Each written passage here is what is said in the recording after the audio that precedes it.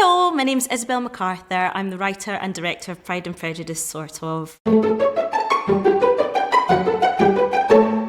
The origin story of Pride and Prejudice, sort of, is Andy Arnold, at the time artistic director of the Tron Theatre, wanted a reimagined classic novel for his summer main stage, and we were still quite early on in our careers, pretty green at that point, but when we mentioned Pride and Prejudice, he was willing to take a chance on us, and so we were supposed to do 2.5 weeks in his 220-seater theatre, and here we are 7 years later, still touring the show, which is, well, I could never have guessed.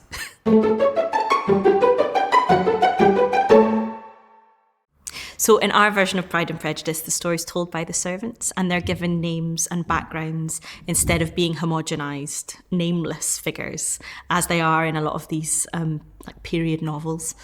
And by giving them their agency back, we're able to thank them effectively for the facilitation of art making that they've done for centuries. These people without whom upper class folk could not have written their poetry or painted their portraits, because they were ultimately running the households and doing the dirty work as undervalued and overlooked people.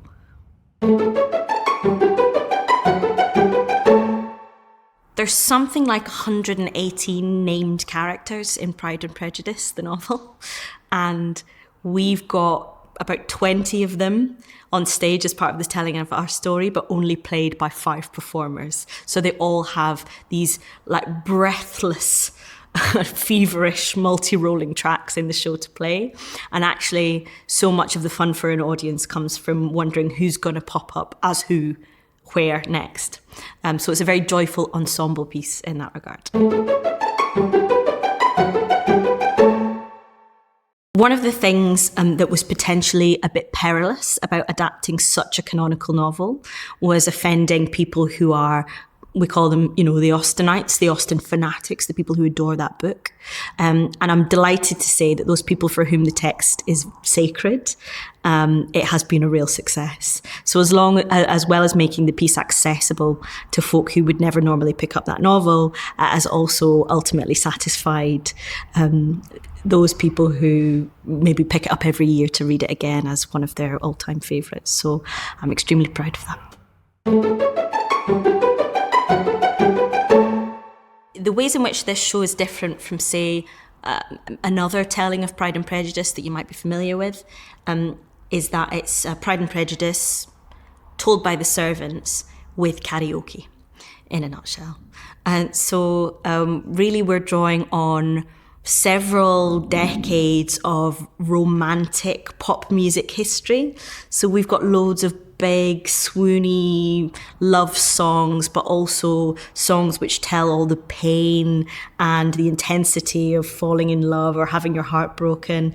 So hopefully it's the kind of selection of music that really takes in an audience intergenerationally. And because that music is popular, reminds us of a lot of the key moments of falling in and out of love in our own lives, whether it's school discos or wedding days or whatever. I'd say musically, it's a really broad church. So, I mean, whether it's Bonnie Tyler, Carly Simon, Jarvis Cocker or Chris de Burgh, there's going to be something in the show that you'll enjoy.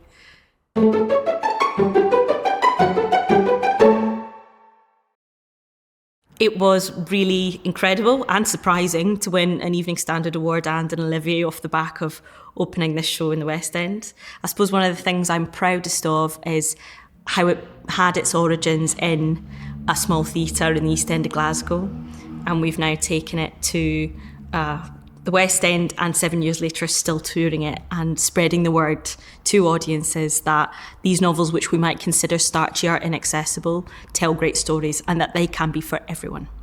One thing I really want to say to anybody watching this is, if you've never been to a theatre show before because you're not sure they're for you, or you've never seen a period story told before because you think, I'm not going to like that, you've seen that kind of thing on telly or at the cinema and you've disliked it, I implore you to give this a go.